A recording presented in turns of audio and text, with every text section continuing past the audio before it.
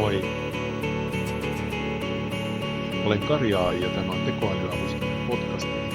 Puhun asioista omasta vinkkelistä katsottuna, mietiskellen, haaveillen, ihmetellen ja joskus ehkä totuutta etsien. Tervetuloa mukaan matkalle. Rakastan puuroa aamulla.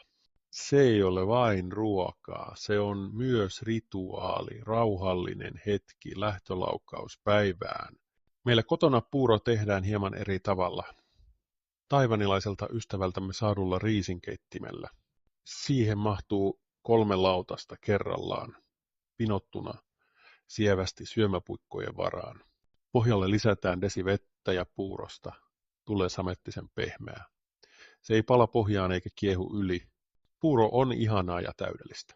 Lautaselle mittaan desin kaurahiutaleita ja 2 desiä vettä. Valmista noin 7 minuutissa ja pari minuuttia hauduttelua. Joskus samalla höyrytämme kananmunat, josta tulee myös aivan täydellisiä 9 minuutin munia. Ihana tyttäreni opetti, että ne kannattaa jäähdyttää heti kylmässä vedessä, jossa on jäitä.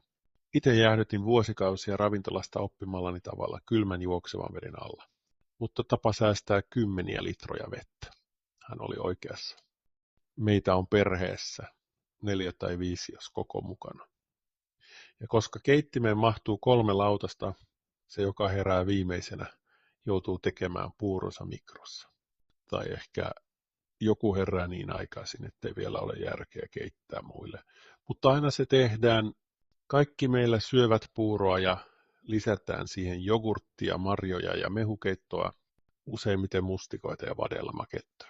Joskus käytössä on Valion kausituote nimeltä Japani, jossa on kirsikkaa.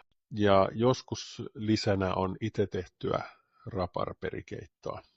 Tyypistä riippuen puuroon lisätään iso ruokalusikallinen joko kreikkalaista tai turkkilaista jogurttia, kourallinen marjoja ja loppulautanen täyteen mehukeittoa.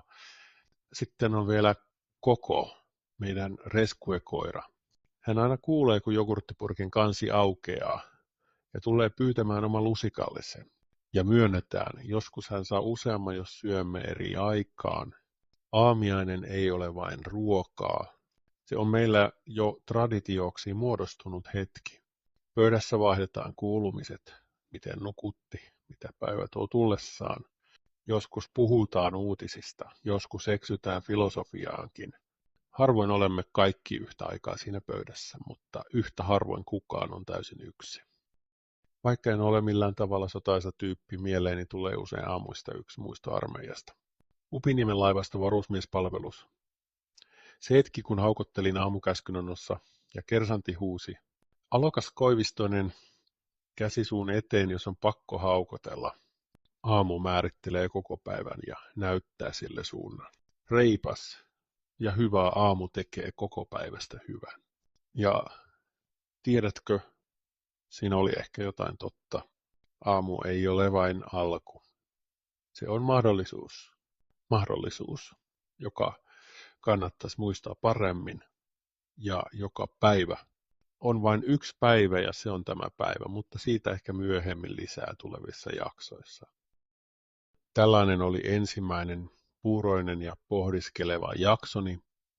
Idea podcastista syntyy aamupuuroa syöden ja heti samana päivänä jo julkaistiinkin ensimmäinen jakso. Oliko liian hätäistä? Ehkä tämä on juuri sitä, mitä tämä elämä minulle oli suunnitellut. Kiitos kun kuuntelit. Ensi kerralla pohditaan ehkä muistia, musiikkia tai vaikka tekoälyä. En tiedä vielä itsekään, mutta sen tiedän, että olet tervetullut mukaan. Ja kyllä kaikki muutin perheen jäsenet ovat aivan ihania ja rakkaita, koko tietysti myös. Kuullaan taas. Tämä oli Kari A.